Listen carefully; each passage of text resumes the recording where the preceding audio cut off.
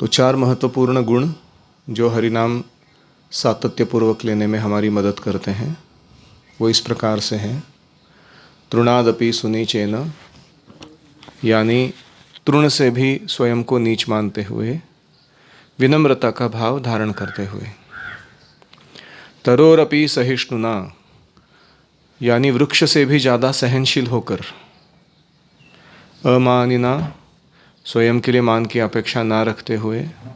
मान देना, हमेशा दूसरों को मान सम्मान देते हुए व्यक्ति अपने चित्त को ऐसे तैयार करता है जिससे वो हरिनाम सातत्यपूर्वक ले सके। जो बाघ होता है ना, बाघ, उसकी बाघिन होती है, उसका जो दूध रहता है वो इतना स्ट्रॉन्ग एसिडिक रहता है कि अगर उसको हमने किसी ऑर्डिनरी बर्तन में, जैसे स्टील का बना हुआ या मिट्टी का बना हुआ ऐसा कोई बर्तन में रखा, तो उसको छेद करके वो दूध सारा निकल जाता है। उसको केवल और केवल सोने के बर्तन में ही धारण किया जा सकता है। आपको पता है? नहीं पता। ऐसे ही भगवान का नाम जो है वो कौन सा हृदय पूरे रूप से धारण कर सकता है? उस हृदय के कुछ क्वालिटीज होने चाहिए। It has to be heart of gold. What do you mean heart of gold? तो ये चार गुण जिन्होंने विकसित किए हैं उस व्यक्ति का हृदय क्या माना जाता है?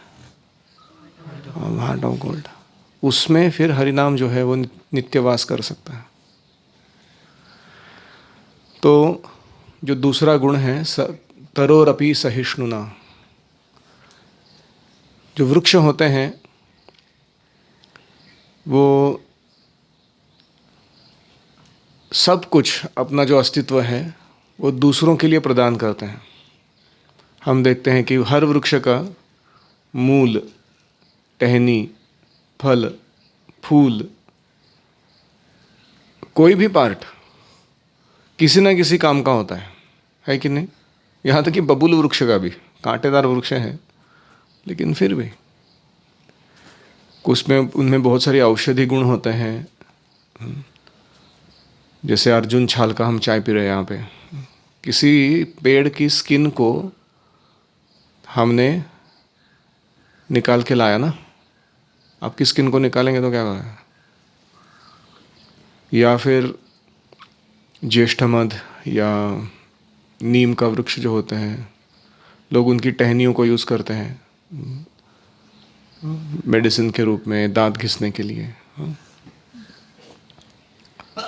तो जब वो पेड़ को कोई कुल्हाड़ी से वार करता है, तोड़ता है, उसके अलग अलग प्रकार से आघात करता है उसके ऊपर, वो ट्री कभी प्रोटेस्ट नहीं करता। वो बहुत सहनशील होता है। उसको पता है कि ये जो व्यक्ति सामने आ रहा है ये मुझे तोड़ने आ रहा है, फिर भी उस व्यक्ति को वृक्ष जो है वो शीतल छाया प्रदान करता है। और उसको काटने के बाद भी वो जो लेके जाता है लकड़ी के रूप में, कुछ लोग तो कुछ भी फालतू यूज़ करते हैं उसका, लकड़ी का,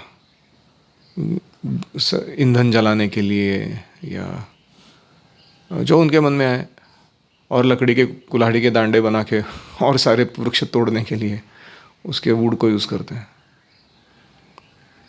लेकिन फिर भी जो वृक्ष जो है वो प्रतिकार नहीं करता, वो इसको सहन करता है। तो हमारे जीवन में हम उन वैष्णवों के बारे में सोच सकते हैं, महान वैष्णवों के बारे में जिन्होंने ये गुण प्रदर्शित किया है। प्रभुपाद दो नाम प्रोमिनेंटली बताते हैं, एक है हरिदास ठाकुर और दूसरे हैं जीसस क्राइस्ट। प्रभुपाद कहते हैं कि ये दोनों पे इतने आघात किए गए इनका भगवत भक्त होने के कारण, और इनको इतना दुख दर्द प्रदान किया गया, लेकिन फिर भी उन व्यक्तियों के लिए जिन्होंने इनको दुख दिया ये प्रार्थना कर रहे थे भगवान से कि please forgive them for they know not what they do.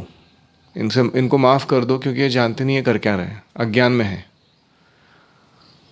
तो ऐसा प्रार्थना कर पाना उन व्यक्तियों के लिए जो आपको समूल नष्ट करने में लगे हुए हैं ये बहुत विशेष गुण है।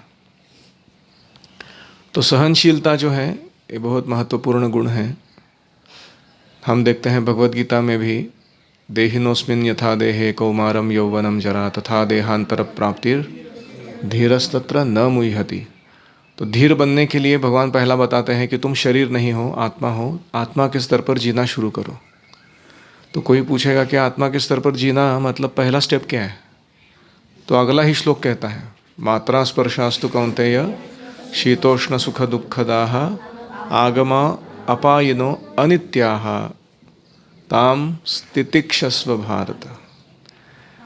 तो जीवन में तुम्हारे ये मात्रा स्पर्श सुख दुख के रूप में आते रहेंगे, उनको सहन करना सीखो और अपना जो आध्यात्मिक जीवन है उसको आगे बढ़ाना सीख लो। तो जो कोई व्यक्ति साधक बनता है उसको भी बहुत कुछ सहन करना पड़ता है। पहले तो घर वालों के ताने सहन करने पड़ते हैं, मित्रों के, बोलते क्या डिवोटी बन गया, सो चूहे खा के बिल्ली चली हज को, हमारे साथ इतना गड़बड़ काम किया तूने, अभी अचानक डिवोटी बनने का ड्रामा करता है। या फिर वो जो नास्तिक या अन्य अपराधीगण होते हैं, भगवान की भक्ति को नहीं मानते हैं, वो अलग अलग प्रकार से भक्तों को तकलीफ़ खड़ा कर सकते हैं। हम देखते हैं कि प्रभुपाद जी जिसके साथ रह रहे थे, डेविड, वो एक बार ड्रग्स लेके इतना हाई हो गया कि उसने प्रभुपाद को मारने के लिए चाकू निकाल के दौड़ के आया वो गुस्से में। प्रभुपाद जी को अपना रूम छोड़ना पड़ा सामान के साथ, उधर ही वो रास्ते पर आ गए अमेरिका में, क्योंकि वो लड़का आत्मा जी सटकली टाइप हो गया था वो। तो प्रभुपाद ने ऐसे सब सहन किया है। प्रभुपाद जी के इनिशियल जब क्लासेस होते थे, लोग अपने कुत्ते बिल्लियाँ लेकर आते थे भागवतम सुनने के लिए। तो प्रभुपाद जी को लिखना पड़ा कि park dogs outside, don't bring them inside the class. तो ऐसे प्रभुपाद जहाँ रहते थे बावरी एरिया में, सब जगह मलमूत्र का दुर्गंध आता था, क्योंकि लोगों के पास टॉयलेट ठीक से नहीं थे, वो हिप्पीज थे, ड्रग्स लेते थे, कहीं भी कुछ भी कर देते थे। वो पूरी गली जो थी उसमें इतना गंदा स्मेल आता था। प्रभुपाद जी को अपने अपार्टमेंट में जाने के लिए रूम में ऐसे पिए हुए पड़े हुए लोग हैं, उनके ऊपर से लांग कर जाना पड़ता था। कहीं कहीं किसी ने सुसु किया हुआ है, किसी ने उल्टी की हुई है, ऐसे वातावरण में प्रभुपाद रहा करते थे अमेरिका में। तो प्रचार के लिए कुछ भी सहन करना पड़ सकता है। और आगे चलकर कभी हो सकता है कि हमारे प्रचार कार्य में थोड़ा यश आ जाए, तो लोग वाह वाह करने लगे, गुणगान करें, उसको भी सहन करना पड़ता है। अगर उसको सहन नहीं करेंगे, वो दिमाग में चढ़ जाएगा हमारे नशा, तो गर्वित हो जाएंगे, तो फिर और टिक नहीं पाएंगे भक्ति में। तो इस प्रकार से सहनशीलता का जो गुण है, तो learn to tolerate happiness and distress. तो डिस्ट्रेस टॉलरेट करना समझ सकते हैं कि दुख होता है तो टॉलरेट करना चाहिए। यहाँ बोल रहे कि सुख होता है तो भी टॉलरेट करना चाहिए। अति, मराठी में कहते हैं हुरळून जाने, ज़्यादा आनंद व्यक्त करने की ज़रूरत नहीं। दिस टू शैल पास, ये भी चला जाएगा जीवन से। तो इसलिए भक्त जो होता है वो सहनशील रहता है। तो जो माइनर ट्रांसग्रेशंस होते हैं, हमारे आजू बाजू जो लोग रहते हैं, वो कभी कभी सोशल लिविंग जो रहता है भक्त समुदाय में, अजीब प्रकार के लोग आते हैं, उनके साथ रहना पड़ता है, तो कभी कभी उनकी आदतों को सहन करना पड़ता है। तो ये जो सहनशीलता है, ये कब तक दिखानी है? जब तक कोई अब्यूज़ नहीं कर रहा है। We don't tolerate abuse in the name of tolerating onslaught और इंसल्ट्स। तो शोषण होने नहीं देना है, एक्सप्लॉयटेशन नहीं होने देना है खुद का, क्योंकि हमारा स्तर हरिदास ठाकुर जैसा या जीसस क्राइस्ट जैसा नहीं है। लेकिन हम प्रयास कर सकते हैं कि जो हमारा कंप्लेनिंग नेचर है, छोटे छोटे चीज़ों में आके हम वै वै वै वै रोने लगते हैं। कैंसर्स ऑफ द माइंड बोलते हैं उनको। Complaining, contending, criticising and comparing. ये 4 चीज़ करने से मेंटल कैंसर हो जाता है हमको, माइंड को खाने लगता है वो। कंप्लेनिंग मतलब हमेशा कंप्लेन करते रहना, इसने ऐसा किया, उसने ऐसा किया, कंप्लेन करना। कंटेंडिंग मतलब झगड़े करना दूसरों के साथ। तूने ऐसा बोला, मैं तो खैर तूने मेरे को खेलने को नहीं दिया, ऐसे फालतू का फाइट मोड में रहना। क्रिटिसाइजिंग, दूसरों की निंदा करना, उनके दोषों को इधर उधर फैलाना। अगर किसी ने नंबर 2 किया है, उसको उठा के हम थोड़ी 10 लगा के घूम के पस उसको फैलाते हैं। उसको उधर ही कंटेन करना रहता है कि नहीं? तो क्रिटिसाइज कब करना है और शांत कब बैठना है और किसको जाके रिपोर्ट करना है, उसका कोई तरीका होता है। और साथ में कंपेयरिंग, मेरे पास इतना है, उसके पास कितना है, मेरा ये है, मेरा वो है, तो उसका नहीं है। तो ये सब क्या है? Mental cancers. तो इन सबको सहन करने आना चाहिए हमको, तभी हमारा चित्त, हम शांति से बैठ के जप कर सकते हैं। अगर जप करने बैठे हैं, दिमाग में यही चल रहा है सब, इसका ऐसा है, उसका वैसा है। परस्वभाव कर्माणि यह प्रशंसति निंदति स आशु भ्रश्यते स्वार्थात् असति अनिवेशतः असति अभिनिवेशतः। दूसरों के स्वभाव को निंदा करना या स्तुति करने में अगर हम अपना समय बिताएंगे तो हमारा कॉन्शियसनेस कैसा रहेगा? Externally focused. वो कभी हरिनाम के ऊपर स्थिर नहीं हो सकता। तो इन कारणों से हमें सहन करना सीखना चाहिए। और सहन करने का सरल तरीका है कि हम कभी भी ये कंपेयरिंग, क्रिटिसाइजिंग, कंटेंडिंग,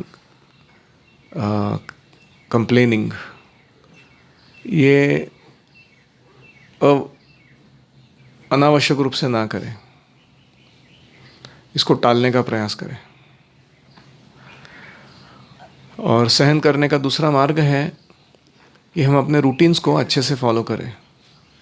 कभी ठंड होती है, गर्मी होती है, स्नान तो करते हैं ना हम, या कभी बीमार होते हैं या बीमार स्वस्थ रहते हैं, फिर भी उठ के बैठ के साधना कर ही लेते हैं।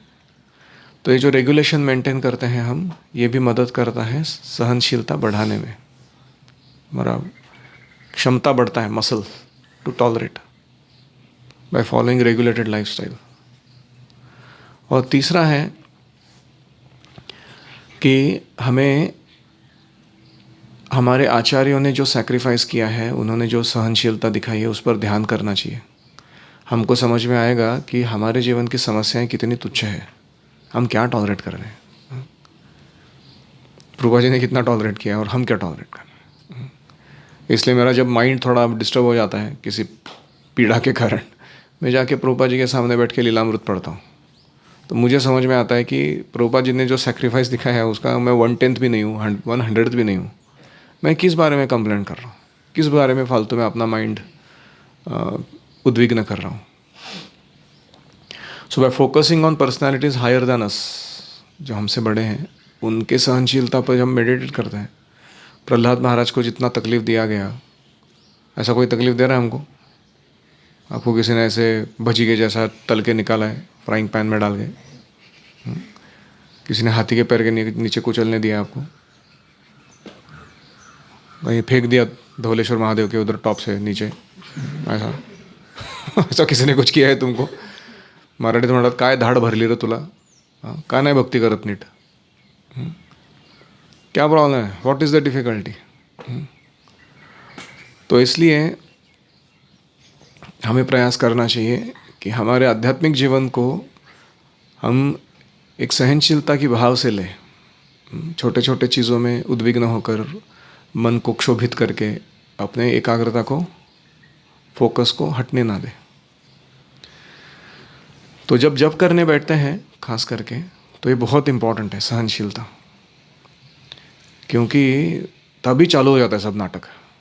नींद आने लगती है, हाँ, लोग यौन करते हैं जब में, या फिर इधर उधर देखने लगता है माइंड, कौन कैसा जब कर रहा है, क्या चल रहा है आजू बाजू, या फिर और क्या करते हैं।